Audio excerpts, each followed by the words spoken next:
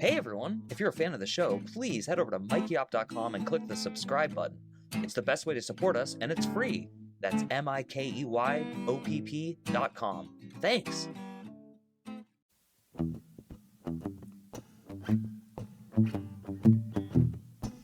Hi, I'm Mike Oppenheim, and you are listening to Coffin Talk, Exit Interviews with the Living, a weekly podcast that explores how our views on death affect the way we live our life. And today with me is Geraldine Belafsky from, well, formerly Los Angeles, currently Los Angeles, but soon to be Phoenix, Arizona. How's it going? Hey, it's good. Awesome. Did I pronounce your last name correctly? You did, yeah. It's a tricky one, but you got it. Cool. Because I didn't actually ask for a pronouncer since I've met you many times and your husband, but I actually realized until just now that I've never said it out loud. No worries, you nailed it. And I usually like to ask people a couple questions about their age and generation and all that, so I'll get that out of the way. But in addition, because I'd rather have you explain it, could you let our audience know how old you are, where you grew up, and then what I'd also like to know is what your current occupation is. Sure. So I am 38 years old, and I grew up in Miami, Florida, in like the northern part of Miami near Aventura. Just because I feel like there's different parts of Miami I need to specify. And what was that last question? What is your occupation? How would you describe your job? Oh, my occupation, right. I am a reality TV producer. Yeah, I make reality TV. That is awesome. And do you want to announce what show you make, or are you going to keep that off? I work on the Baking Championship series for the Food Network. It is very cool. And what you do for a job is not just a job, but it's also a passion. And I know that you've worked very long and very hard to get as far as you are. So I personally am impressed by that. And believe it or not, that does segue into this overall interview, because even though it's seemingly just about the meaning of death and how it affects the way we live our life, it's also about what experiences you have that lead to that. So I think I'm going to start from kind of a weird point, which is, how has your experience of working in Hollywood, which is such a famously stereotyped place, how has that changed or not changed your feelings about morality and philosophy and the meaning of life? Wow, you're starting with like such a heavy question. Thank you. Has Hollywood changed I don't think it's changed them, but it's made me think about them. Hollywood has stereotypes, I think, for a reason. And I think some of them certainly hold true, as, evidenced by the Me Too movement and stuff. So I think, I've had to make choices in my work of what shows I don't want to work on, what's content that I don't like, and focus on shows that I do like and that I can be proud of. I don't know if it's necessarily weighed in on my views of life and death. That comes from more of just my own stuff. I feel like a little bit religious, but I don't even know if I fall in line with my religion's view on death. But morality, it's just, my work has made me really focus on like what I hold true and what I think is important and what I want to do for my life. So and I wanted to start with the Hollywood thing just because I think it's a lot of people fantasize about it and they want to know what it's like. And I think what's actually more important to me is the fact that you grew up with a dream and you achieved it. And I think that that's not rare, but it's also not common. I think it's like and it's damn cool. And I've met you enough times that I've been very impressed by. So let's just kind of start with the overall like life and philosophy and theology kind of thing. Do you consider yourself religious at this point? Okay. So yes and no, I guess. For me, okay, so if I were to ask myself, am I religious? I would say no. But we're Jewish, our faith is Jewish, and we are members of a temple. We choose to send our girls to a Jewish preschool because we like the values of a Jewish education. And so when I say I'm religious, for me, it's more about the tradition and the community, really. I love the traditions of Judaism, that I can go to a temple service anywhere and the same prayers are in the same, Hebrew language, and many times often to the same tune. And now that I see my girls doing the same prayers, so I like the tradition of religion. I don't know if I necessarily subscribe to all the things. Like, I don't read the Torah literally, And when you referred to your girls, you were referring to your 2 daughters, I'm assuming. My 2 daughters, sorry, yes, they are 2 and 4. So, and what's that like? Like, do you ever have to answer questions about religion with them, or are they still too young for that? They're still too young, and they've both only really been to Jewish schools. Christmas time is starting to be challenging because we have to tell my 4-year-old that Santa doesn't come to our house. But thus far, she's sort of just been okay with that answer. Very cool. And how about the way you were raised? Were you raised to believe in Judaism? And what I mean by that is like the literal belief that there is a God who instructed Moses and that kind of stuff. So no, I did not grow up in a very Jewish household. My parents are both Jewish, but they're actually both from Argentina as well. And so I grew up in what I would consider more of a Latin household than a Jewish household. But growing up, I mean, that's how I know your wife Alana is, through elementary school. But we went to camp together, and I always went to camp at the temple. I also went to preschool at a temple. Like I had Judaism in my life forever, but we didn't like celebrate Shabbat at home, and it was never discussed at home outside of like the high holidays, really. Okay, yeah. And actually, that's a funny side note for me, just because I'm a quarter Cuban, which means I was also raised somewhat Latin. And Alana is one of the most Latin people I've ever met who's completely not Latin. And now I'm starting to realize it's because she spent so much time with you and your family. With me, yes, 100%. You can blame that on me. That is very funny. It finally makes sense because I've never understood this. So, okay. And so you were raised in Miami. I'm assuming, did your parents meet somewhere else and move to Miami together, or how did that work? Yeah, they met in Argentina, and they dated in Argentina, and then they got married in 79 and then moved here shortly thereafter to Miami. Wow, so you're first generation American. I am, yeah. Uh-huh. And you have absolutely no accent, which is pretty cool.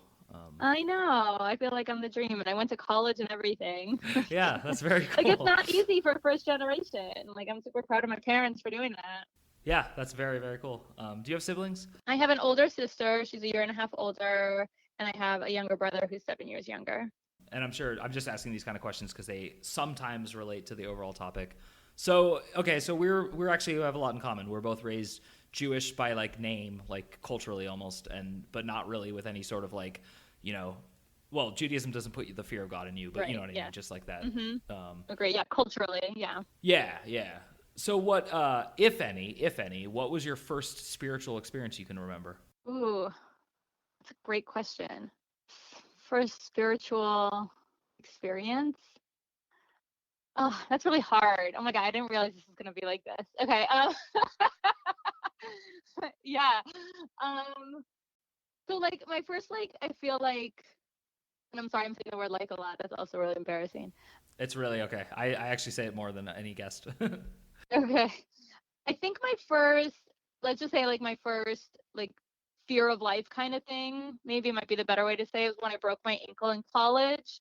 I actually fell downstairs. I just tumbled down like a bunch of stairs, and I remember like hitting the steps along the way, and thinking like, oh my God, I could die right now. Like, this is how I'm gonna go. And then I didn't, and I just broke my ankle, and it was like a whole funny story, and everything's fine. But like I think since then, I feel like it's changed a lot of things for me, like how I view life and my everyday life. That's incredible. And that's actually, I'm going to give you like a weird compliment. Usually it takes more than that for some people to wake up, so to speak. Like it takes like a strong diagnosis of cancer or whereas you, I would say you're very smart because you totally could have killed yourself. And a lot of people don't realize, I think, how these near miss things are actually like the near is pretty near. Yeah, it's crazy. So I will hold handrails whenever I go downstairs now. I always, it doesn't matter how fancy I'm dressed up, and they're supposed to be because sometimes when you're dressed up and you're supposed to be gliding down the stairs, I'm no, I'm gonna hold on to this railing for dear life. I'm gonna always hold the handrails now.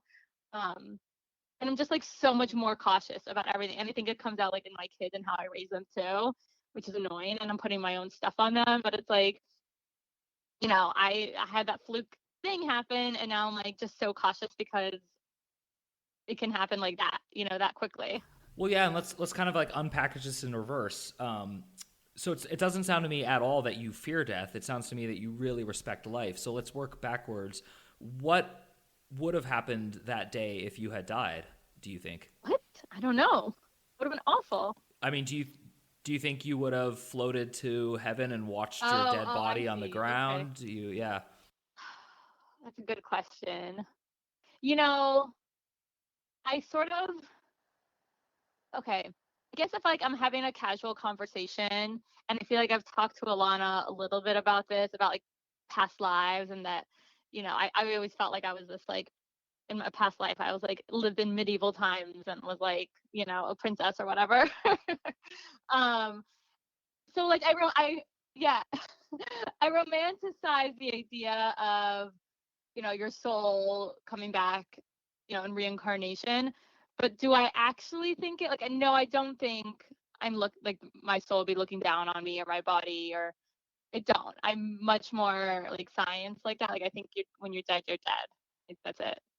Um, but I think it's nicer to talk about it, thinking that like, your loved ones are up in heaven looking down on you and helping you and stuff. Because it's sad to say goodbye. And so it's better to sort of think that way. But in truth, like when I think about it, I don't have a vision of what that looks like or anything. Like I don't really think that happens. That's a very good answer. And just because you were nervous before the interview, you're doing great. Oh, thank you. I feel from you like this dual understanding, and I like this because it's pretty cool actually to meet someone who like you're not saying like I'm positive there is no such thing, but you're just admitting that you don't really have that opinion and that it doesn't like really gel with you. So conversely, you do value life obviously, and very much so. And yeah, so what do you think stops you, because I know you, I'm asking this, from being like overtly selfish and self-centered? Because you're like a very giving and thoughtful person, and yet you don't think there's anything beyond this life, which is very often why people are nice. So, Right. That's a good point. Yeah, I don't do it for my afterlife. And I do think I teach constantly to my kids that kindness is the most important thing. And I will use this example today. I dropped off my 2-year-old at her school, and then I had my 4-year-old with me. And on her way out, she picked some flowers. And as we were leaving, she gave it to the school director. She gave one to him. She's like, "Here's a flower for you." And he was so touched by it. He was just like, "Oh, thank you. I'm going to put this in my pocket and keep it. Thank you so much." And as we were walking out, I told her, I said, "Isla, you just put a smile on his face. Isn't that the best feeling in the world? Isn't that the best thing you can do?" And she was like, "Yeah, it is." And she didn't think much of it because we talk about it a lot. But I think being kind and doing good is the least we can all do for each other in this world. Like, we're all here, and whether you think it's your afterlife is going to be your eternity or this is all you have, either way you cut it, it feels like if you could just bring a smile to people's face and do something that makes other people happy, as long as it doesn't sacrifice your own happiness, then what's the big deal? That's how I see it. Like, there's so many weird like political things happening, and it's like, okay, if calling you a certain pronoun makes you feel better, it doesn't affect me. Why am I going to make a stink? Sure, I'm going to call you however you want to be called. If your name's Robert and you want to be called Bob, I'm going to call you Bob. Like, whatever makes people happy. And if I have an extra flower, I'm going to give it to you to put a smile on your face, you know? that's very cool. And I've never heard anyone equate like a nickname to gender pronouns, and yet it's actually a very cogent argument. No, like you're very smart. That's actually It's a very simplified version. it is, but it would actually you could kill in a comedy club with that because it's like it's actually very true. Like, why would we be indignant at one change and not the other? Because yeah, I remember as a kid being like, why would William be called Bill? This doesn't make any sense, because it was with President Right, Clinton. yeah. I remember like just being so confused by that. My parents like just being like, just don't worry about it. Just call him Bill. Yeah, like it's just, so exactly. Like, and there's so many other examples where it's just if there's a little thing I can do and it makes you happier and not feel like your life is being infringed upon, or if it just brings a smile to your face or whatever, then that's what I'm gonna do, you know? So then you mentioned earlier that like you might not take a certain project because of like your morality or ethics or just kind of your decisions. Like, does that how do you feel about content that is considered like mean or like bad yet puts a smile on people's face? Like, does that ever come up for you? Yes. Okay. So I won't do it if I don't like the content. If I have to, so my as a producer, my job is to get the people to do on camera and do and say what we want them to do, what we think will make the best TV show. And making the best TV show means that you as the viewers might get a smile on your face. But I don't want to have to tell somebody, and I've had jobs like this where it's, you know, gosh, I don't want to make it like obvious what shows I'm talking about, but I'll put a blanket statement like dating shows. People want to see people crying, and I don't want to, be in an interview chair and keep talking to them until I get them to cry about the love that they just lost. Or I don't want to be in a chair and have somebody and tell them, oh, this person said all these horrible things about you. Doesn't that make you mean and want to fight them? So I don't want to be in that position where I'm putting negative vibes out there. And that makes me super uncomfortable to have to bring negativity to people's lives. So I don't. So I work on baking shows that's about cookies and cupcakes, Yeah, this is really cool. I'm really glad I asked that question because I'm just very happy to hear your answer. It's very fascinating to me. I mean, there's a lot of people who do it, and they do it because it's their job, and that's a good enough reason for them. And as we say in Yiddish, "Gesundheit," like you do you. But for me, I also had the luxury that I got to a place in my career where I could pick and choose my projects, and I didn't have to just take any job that came my way to prove myself. That's cool. And I have like a very sappy kind of like softball question, but I want to ask it anyway because I do feel this way. Your husband is a very naturally funny man, and he's like very talented. Is that part of your attraction to him originally? It's just like he literally put a smile on your face? Yeah. Actually, we can give him a quick plug. Marty Belafsky is her husband. You can look him up on IMDb and stuff. He's awesome. Can I say one more thing? Can I add something? Oh, hell yeah. Of course. Please. So this is totally left field, and I don't know how you're going to edit this in. But so when I signed on to this, I was like, I feel like this is the thing I want to talk about. I'm just going to talk about it, which is, so I feel like death, and like I feel like I'm a very morbid person, actually. So I know I sound very sunny and bright, but like my fear of death is constantly with me in the way that like I'm afraid of freak accidents. Like if you were to ask me what's my biggest fear in life, like some people it's like snakes or spiders or public speaking, or like my fear is freak accidents. So like driving in a car, like anytime a car slightly swerves out of its lane, I'm like, whoa, get out of my way. I'm gonna give you good distance. Like if I have to be under an overpass at a red light, I think about like what happens if this bridge is gonna crumble on me? How fast can I like reverse my car, or what maneuver can I do? I think about it all the time. Or like if my kids are like swinging on a velvet rope thing, I'm like, no, you can fall over and bump your head. Like I'm constantly thinking about how I could die in any given situation. Okay, so first of all, we have a ton in common. I used to write a column, and it was all about irrational fears, and that was pretty much it. Yeah, like it doesn't stop me from living my life, but like it's just something I think about constantly. Well, no, that's great. I'm actually, I want to ask you a ton of questions about this. So, does anyone who knows you well call you paranoid about this? No, I think it's a very internalized thing. I don't think people know this about me. Got it. And I guess the follow-up question, which you started to answer, but I kind of interrupted you, is have you ever not done something out of this fear? So yes, I won't skydive, because I'm like, why would I throw myself out of an airplane? Like, that's just asking for trouble. So I don't bungee jump. I don't do, so when people ask you like, what's the craziest thing you've ever done? I can't come up with an answer because I don't do crazy things. I would say moving to Hollywood. Sure. Yeah. I mean, that's a leap of faith. That's not, I wasn't going to die by doing that in theory. So I don't do like super, adventurous things like that. I once was offered like to, go work on Naked and Afraid, and I was like, I don't want to be around spiders that can kill me. So I was like, I'm not going to take that job, So I don't do like super risky things, but no, it doesn't. Like I said, like I'm scared of like bridges tumbling on me. I'm scared of like, what if I'm in a parking garage and the big earthquake hits and every one of these cement layers falls on top of me? Like I just think about it, but it's not enough to stop me from doing anything because I can't live that means I would have to be home all day and like be a hermit. So I guess it's healthy in that way, but it's just something that I think about. We're definitely two peas in a pod because I'm very similar. But I do want to circle back then to your ankle accident, and I want to get a little more in depth about it. First of all, just the quick question: did this fear exist before that accident? I don't think it did. Like I don't have, I was young, right? I was in college when this happened. I was 20. And so, when you're young, you're dumb. Yeah. Yes, I agree. And so this might have been like my look how dangerous the world can be call.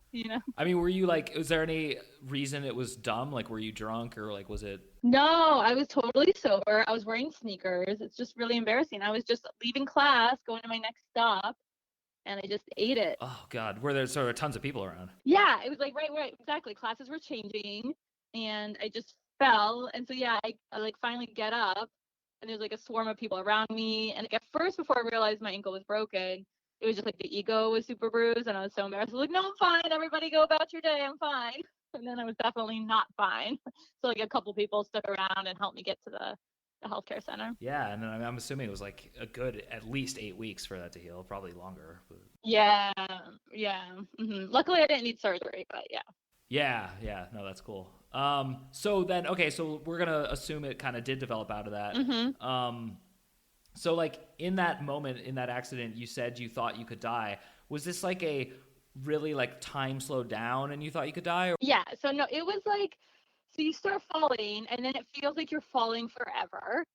And with like each thump, we'll say, with each like bounce off a step, it's like, oh my God, I'm falling downstairs. Oh my God, I'm still falling. Oh my God, people die like this. And then I have like visions of like, I had like this out of body where I was like, not on that stairs. I envisioned myself on a different staircase, which is weird because the staircase in question was actually like this outdoor one. And I envisioned it like in a home on a staircase because I feel like in the movies you always see like women falling downstairs, I don't know, in like horrible crimes or whatever. So I sort of like had that out of body experience where I was like watching myself in a movie tumble downstairs. And then I landed like face down, like chest down, and sort of like splat. And so it took like a good while to get like my bearings. At first I couldn't talk. I was embarrassed. And then I couldn't talk because I was in pain.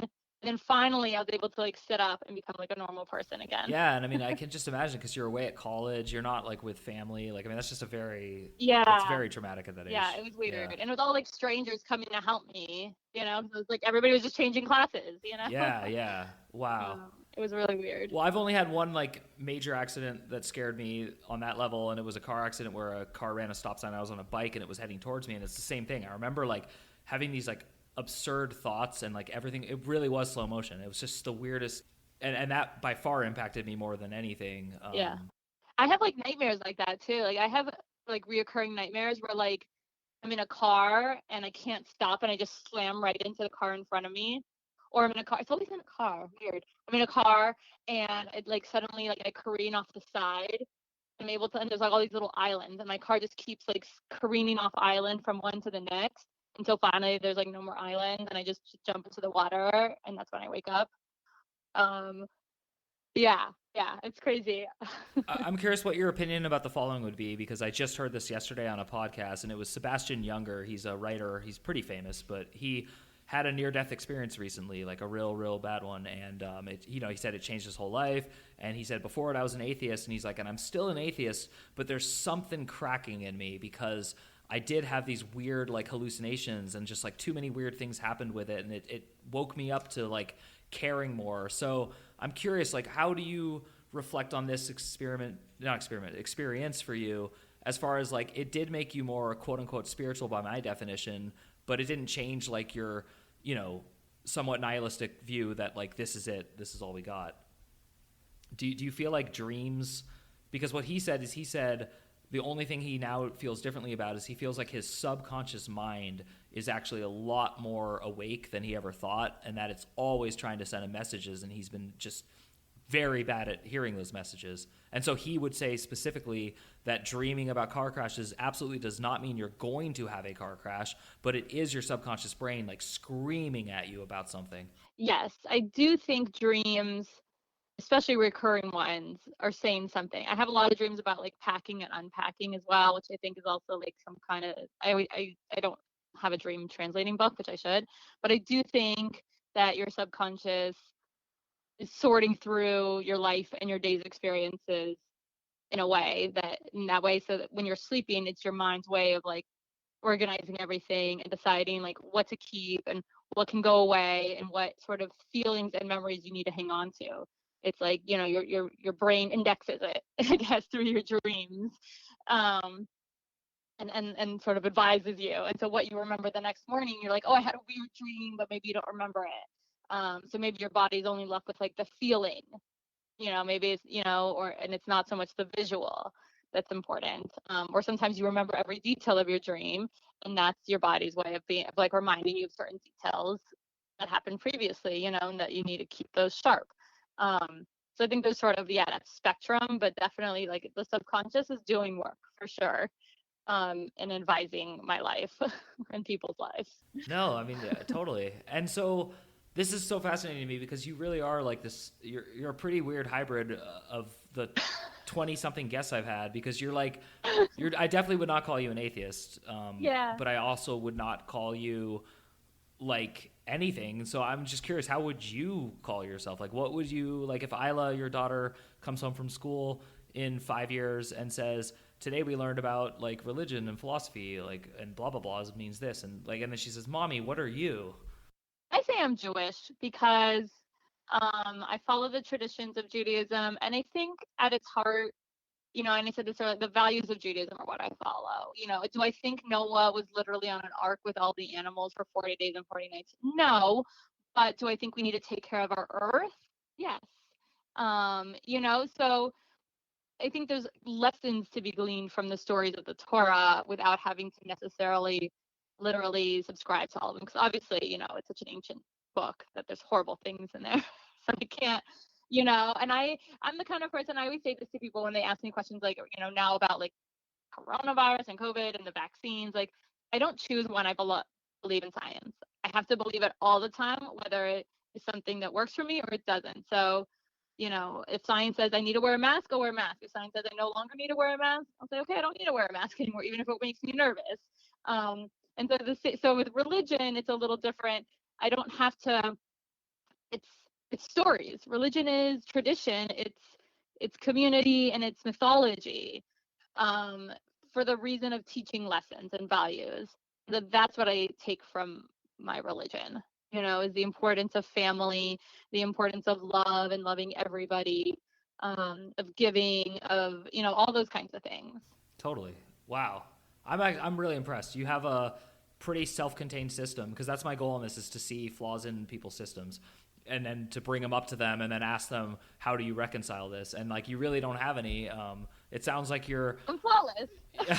Well, no, for real though, I do think that it's pretty interesting, because you are like, you're not afraid of being a hypocrite, but you seem very like, you want your system to balance and check out, and I think it does check out. So it sounds like you're open-minded. Yeah, I'm okay with being a hypocrite, because it's like, I don't mean to be a hypocrite. So point out to me if something doesn't make sense, and okay, I don't have to say what I believe is the way it is. It's like, if something is different than how I see it, I'm open to seeing things new ways. I think the only thing I would really want to test you on, and it was going to be my last question, is like, what would you do if something or someone you really trusted really deeply let you down? Like, how would your system respond to that? That's a great question. So I would probably take them out of my life to a certain degree. Um, I'll say this, and I might get in trouble. My little brother, he's 7 years younger than me. He's been struggling his whole life to sort of find his role in this world. And I remember I used to defend him a lot. I'd say, oh, he's young still. He's still figuring out his life, this, that, and the other. And I remember one day I was home visiting, and my dad was like, let's go do this cool, fun activity. I forgot what it was now. And I was like, no, I promised Steven he's my brother. I was like, I promised my brother I'm going to take him to drop resumes off at the mall or something like that. I was like, I wanted to help him, like, professionally. He ended up sleeping the whole day. And like, I tried to wake him up, and I was like, Steven, I told you we were going to, and I ended up missing both things. I didn't get to go do the fun thing with my dad because I was trying to get my brother to do this responsible thing. My brother didn't care or value my time with him. And then that was sort of it. I stopped defending him, and I was like, that's it. And for the most part, I mean, he's my brother, so I can't take him out of my life. But I don't try anymore. I don't defend him, and I don't stand up for him, and I don't go to bat for him. I did, because I did that and I was let down. Okay, that's now you made a bed and now you sleep in it, or whatever the saying is. That was a great story. That's a really good anecdote and a great way to end this podcast, because I think that actually really sums up and balances your personality. And I want for our audience to know why I think that's great. You didn't say you MF'd him and told him to never come back, and you didn't like make a permanent decision. You just made an accurate decision based on the current situation. And so it sounds to me, I can tell you what philosophy would call you, which is you're a kind of like a philosophical utilitarian. You're just kind of like all about the maximum benefit for the maximum good, but that really includes yourself, because in a lot of your answers today, you said things about like, if it's not making me happy, if it's not serving my happiness. And that's very different from hedonism, just in case people are listening and think I'm saying something else. But it's more, and it's cool because I can see it. Your one daughter, Romy, is too young to see it yet, but I really do see that Isla has picked this up from you. I see it too. And the flower story. The cool girl. Yeah. So that's awesome. Is there anything you want to add before we call it quits here? No, this was super fun, and I can't wait to be neighbors soon.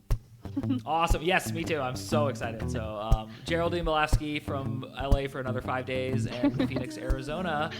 Thank you so much for helping us put another nail in the coffin. As always, I am Mike Oppenheim, and you have been listening to Coffin Talk, exit interviews with the living. We will see you soon. Walking alone